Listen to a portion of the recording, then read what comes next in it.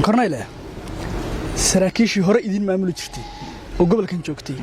oo orange shacabka Soomaaliland bay ka tirsan yihiin 18 May idin la jiri jirtay filimada idin la jiri jirtay idinka oo ciidan u ahaydeen inay maanta idinku tilmaamaan idinka shacabkiiniba inaad tihiin argagixiso shabaab maxay idin ka dhigantahay bulshada la wadaag taas waxaan u arkaa nin jabay hadalkii tahay nin jabay hadalkii way marka Soomaaliland ama madaxda Soomaaliland wixii iska celiyo oo dhan baa shabaab ah wixii iska celiya baa shabaab ah ma garad ma aha halka shabaab ma joogo annaguna shabaab ma nihin bal su'aal in la weydiiyo fiican waxa la dagaalamaya awoodda la dagaalamaysa waa ciidamadii ka tirsanaa ciidamada Soomaaliland ee gobolkan u dhashay hubka iyo awoodda halkan ta iyo saraakiisha la dagaalamaysa ma shabaab baan mushaarka siinaysa caalamku inta su'aalo wey adigu ma shabaab ciidankaagu aha kulanti wanaagsan saaxiibayaal waxa saaka marti noogu waa barnaamijka la kulanka Kilwa Media Cornel Maxamed Saleebaan oo loo garan og yahay Abi Dheere kana mid ah saraakiisha hogaaminaysa difaaca gobol dagaal kana mid ah saraakiisha hogaaminaysa dagaalka difaaca gobolka Sool ee magaalada Laascaanood horena ula soo shaqeeyay nidaamka Soomaaliland taliya soo dhow waa dhawaay Kilwa Cornel dadku waxay ku garan og yihiin Abi Dheere horta Abi Dheere waa kee dadka hal iyo labo Abi Dheere ninkii garanayana waa garanaya ninkan garanayna Cornel Maxamed Saleebaan Abi waa nin kamid ah saraakiisha dhulbaante hogaaminaysa dagaalka difaaca gobolka Sool muddo 4 sano la soo shaqeeyay nidaamka Soomaaliland ama ciidamada Soomaaliland intii ka horeysayna kamid ahaa ciidamada daraawiishta maamul goboleedka Puntland muddo 20 sano gaaraysa ilaa asaaskeedii marka Abi Dheere ka way Cornel waxa kamid tahay saraakiishii hore ula soo shaqeysay nidaamka Soomaaliland maxaad uga hortimi oo bedelay fikirkaagii wallahi taasi su'aashaas nin ragana waa garanaya nacasna loo sheegi maayo maadaama aan kamid ahaa markii hore 4 sano u dambeeyay nidaamka Soomaaliland ama militariga Soomaaliland inta aan joogayba waxa ay muuqanayay dhaliilaha iyo dhibaatooyinka ay ku hayaan shacabka gobolka Sool iyo shacabka Sool iyo Sanaag oo runtii ay uba arkeen inay yihiin dad xoog lagu haysto ama maartay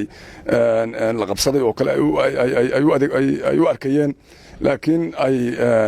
ma garanaysaa soo dhaweyntii la soo dhaweeyay markii hore iyo nacasnimadii markii hore meesha lagu keenay si kastaba ha noqotee ay arki waayeen u arkeen mid ay qabsi iyo xoog ku haystaan intaasba way muuqanaysay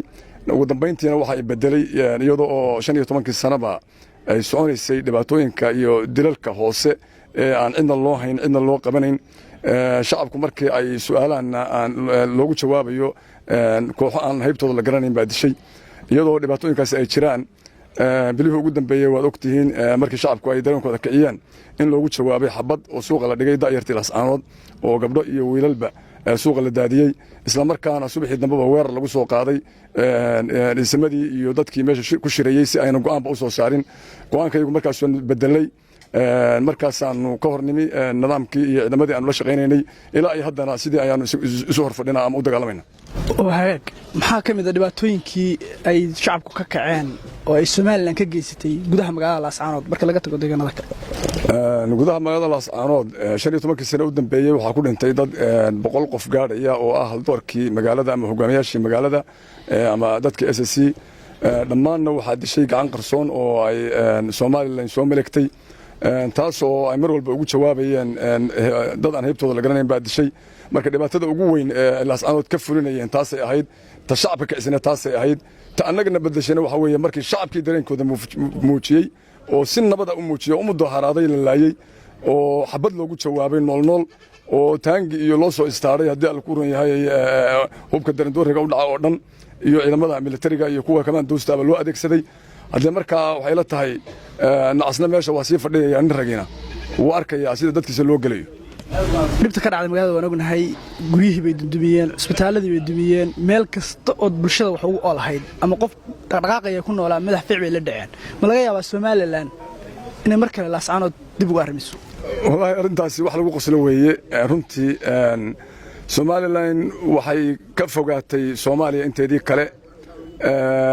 waxa ka fogeeyayna waxa weeye ayrkii wixii ka dhacay Hargeysa oo duqayntii ay militariga Soomaaliya iyo u geysteen markii ay magaalada gudaheeda soo galeen tanna tii iyo mid ka sii daran ayay ka dhigan tahay marka ma suuroobayso Somaliland sinaba uma suuroobi karto dib inay uga taliso magaalada Laascaanood marnaba wax dhici kara maaha sababtoo ah cid ay xukunto oo ugu soo noqotaba uma ay tala galin inay ku reebto waad ogtahay magaalada Badbaadunsan waad ogtahay dadkii barbeylaysay waad ogtahay intii hadhay inay qaxeen oo Itoobiya ay xiriir ku leeyihiin marka tani waxay u dhigantaa tan aydkii weey marka waxa weeye taas aad wax marnaba dhici kara ma aha inay Somaliland halkan dib uga taliso inay xitaa inay isku soo daydo wax suuragalaya ma Corneille saraakiishii hore idin maamuli jirtay oo gobolkan joogtay oo orange shacabka Soomaaliland bay ka tirsan yihiin 18 May idin la jiri jirtay filimada idin la jiri jirtay idinkoo ciidan u ahaydeen inay maanta idinku tilmaamaaneen idinkii shacabkiiniba inaad tihiin argagixiso shabaab maxay idin ka dhigantaa bulshada la wadaag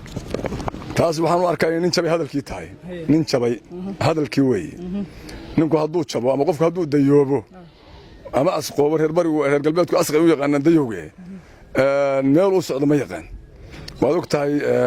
madaxda Soomaaliland waxay eedaysay Itoobiya waxay eedaysay dawladda federaalka waxay eedaysay Puntland oo waajib uu dagaalku ku yahay oo dadkan uu ka soo jeedo waxay eedaysay dawlado badan waxay eedaysay ismadii cid kasta waxay eedaysay shabaab oo aanu iyagu ku ogeyn shabaab anigu iyagaan ku ogeyn marka nin jabay hadalkii weey shabaab iyaga heshiis la galay boosaaso iyo Hargeysa isku maalin baa la qarxiyay waad garanaysaa maalintii boosaaso la qarxiyay boosaaso dagaal bay qaaday sidii bay dagaal ugu jirtaa Hargeysana heshiis bay la gashay heshiiska la gashay ilaa hadda wax ku jiraan qarxana kama dhibaatana kama dhaco madaxa shabaabna waxay degan tahay meesha la yiraahdo Hargeysa degan tahay nin walba uu garanaya marka waxa cadeynaya madaxweynihii hore riyaalka inuu ilaacadaha ka hamiidaya ku jirtaa inuu heshiiskii ugu qaraaray uu galay inuu ku sheegay marka taas nin walba uu ogyahay marka ninku wuxuu isagu ahaa inuu ku sheega waa la yaab weey waxa jirtay nin dhabcaala waxa u soo hoyday nin markuu soo hoyday buu ninkii ka seexday markuu ninkii ka seexdayna ninkii gaajoonayay ee banaanka laga seexday libax la tagay markuu libaxii la tagay waa ninkii ka seexday fiidkii baa ka dhigay wuxuu yiri war maxaa markuu ka dhigay soo abaalku gumali ma iguma lihid buu wala wasoniga libax ka dhigay wixii wax cunoo dhan baad necab tahay buu marka Soomaaliland ama madaxda Soomaaliland wixii iska celiyo oo dhan baa shabaab ah wixii iska celiya baa shabaab ah ma garad ma aha halka shabaab ma joogo annaguna shabaab ma nihin bal su'aal in la weydiiyo fiican waxa la dagaalamaya awoodda la dagaalamaysa waa ciidamadii ka tirsanaa ciidamada Somaliland ee gobolkan u dhashay hubka iyo awoodda halkan iyo saraakiisha la dagaalamaysa ma shabaab baa mushaarka siinaysa caalamku inta su'aalo weey adigu ma shabaab baa ciidankaagu aha ya ma garad taa in la su'aalo loo baahan yahay bal nuux taani iyo hadii la ku reeyay madaxweynaha in la su'aalo loo baahan yahay kulwa halkan waxa ka dhacay dambi dagaal baa ka dhacay dambi dagaal hadduu jiro Laascaanood buu ka dhacay waxaana ka gashay madaxda Soomaaliland waxay dishay shacab ka badan 500 oo qof waxa barakacay in ka badan 250,000 oo qof waxa ku dumay 250 guri oo masaajido iyo malcaamado iyo dhulkii goobo caafimaadku ay ku jiraan waxa la gooyay jidadkii dambi dagaal baa ka dhacay marka waxa la doonayaa taa in lagu xisaabtamo waan lagu xisaabtami doonaa hadalin Corneille arinta horgalka waxa islaamada lagu soo afjari karaa dawa taasi waxaan u maleeyaa iska soo dhamaatay ba hadda kelmadda horgal la yiraahdo in iska soo dhamaatay baan filayaa ragga saaxiibada ahaa oo hadda ku hadhayna dambaaba de ka soo saari oo iyagaan ba amaan gudaha Soomaaliland ku heli doonin oo wax la si qarsoon loo dilay iyo wax ma garanaysaa ay noqon doonaan marka waxaan leeyahay orintaas hadda nabad qabtaan iska soo baxa taasina iyada soo afjarmi iyada soo afjaraysa xabada soo afjaraysa kasakow inaad shacabka u dagaalameysaan oo difaacaysaan oo cirdigooda sharaftooda ilaalinaysaan maadaama 15 sano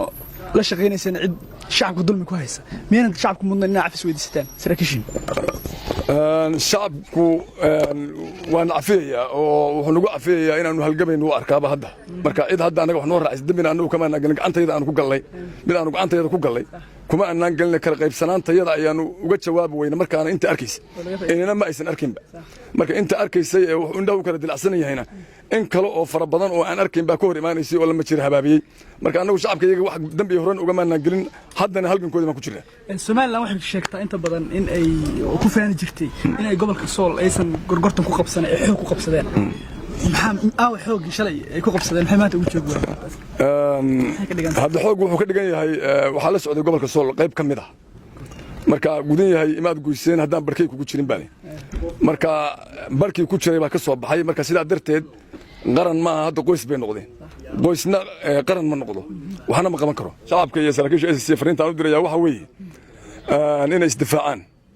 inay isdifaacaan iyagu weerar ma ahayn waxaan maqlayay maalmo dhaweed iyagoo dagaalkii waa joogsaday dagaalkii waa shacabkaan u turaynaa